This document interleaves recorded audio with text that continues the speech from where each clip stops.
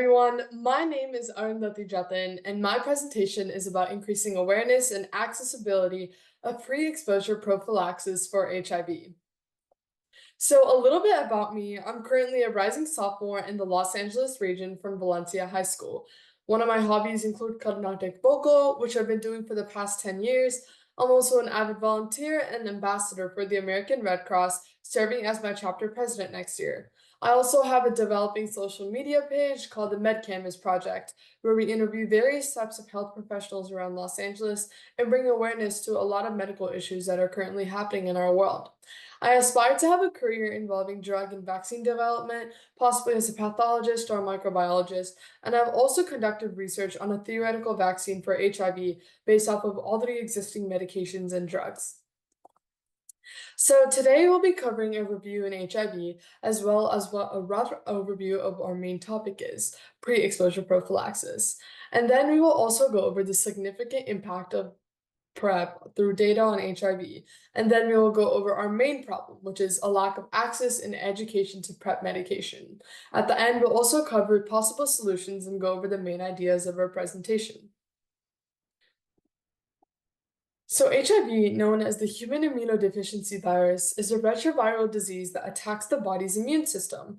Now, this virus works by entering the body and attaching to a CD4 T lymphocyte cell, which is a crucial cell aiding with immunity and fighting other diseases that try to harm the body.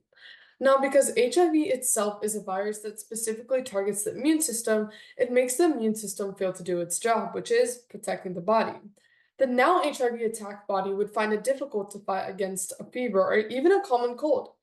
HIV is spread through bodily fluids such as blood, open wounds, semen, and vaginal fluids through sexual contact. Now, there is currently no current vaccine for HIV, but there are many types of medications for it. If HIV is not treated, it can eventually lead to AIDS, which is around the third stage of HIV, occurring within 8 to 10 years. So, what is PrEP? PrEP medication is a type of medication usually taken for those with a high risk of contracting HIV, not those that already have HIV. This medication would usually be taken before suspected or believed exposure to HIV.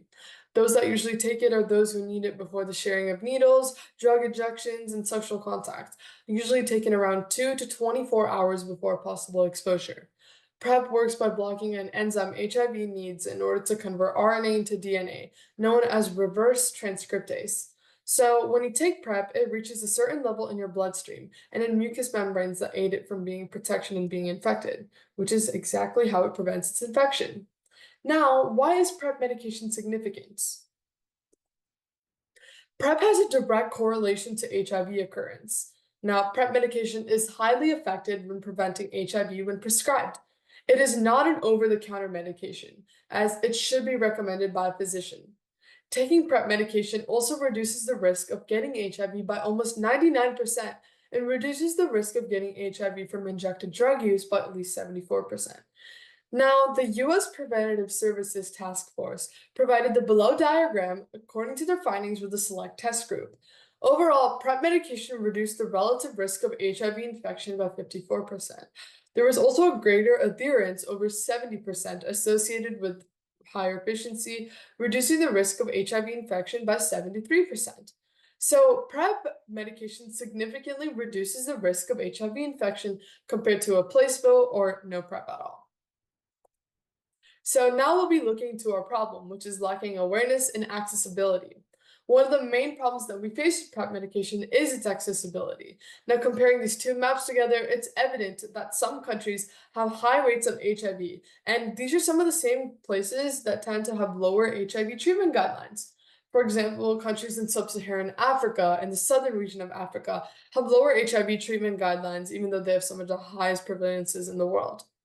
Now, from the article that the right image was taken from, it explains that some countries are slow to implement HIV treatment guidelines due to factors such as centralized power systems and high ethnic and linguistic diversity. So, in order to improve the guideline adoptions in these areas, organizations such as the WHO and other places customize their support according to the unique political and social context of each country. Now, within the United States, there also seems to be a problem with PrEP accessibility.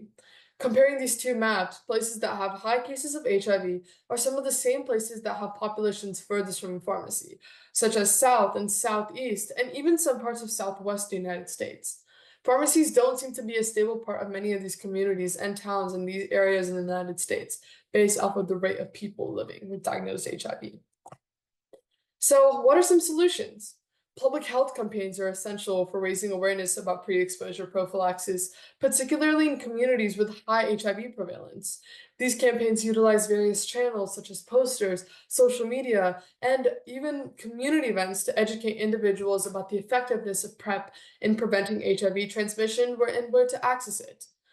Engaging younger generations through schools and social media platforms is crucial to addressing their specific concerns and encouraging them to consider PrEP as a prevention strategy. Telehealth services play a vital role in providing accessible consultations and prescriptions for PrEP, especially beneficial in areas with limited healthcare access, or even collaborations and donations with organizations such as UNICEF and the WHO are ways of showing support. Additionally, developing apps and websites dedicated to PrEP information ensures that accurate and comprehensive resources are readily available to those seeking information and services related to HIV prevention. These combined efforts aim to increase awareness and uptake of PrEP, overall contributing to the overall efforts in reducing HIV transmission rates.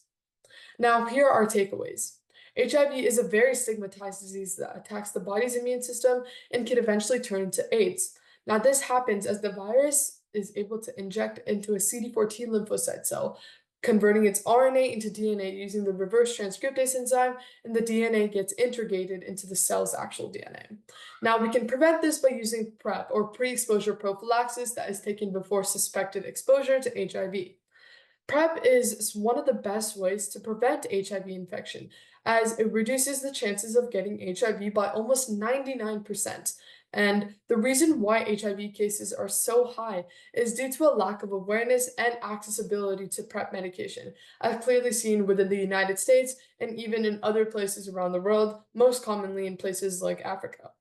Having public health campaigns, community management, telehealth services, and getting volunteers involved can really help increase the awareness of HIV and PrEP medication. Now, here are the references that I used. And today, I would also like to thank my family for supporting me and me being able to work on this presentation today. I would also like to thank the Johns Hopkins University and the Global Health Leaders Conference team for giving me this opportunity, and you, as I hope you get inspired to also make a change in your community one day. Thank you.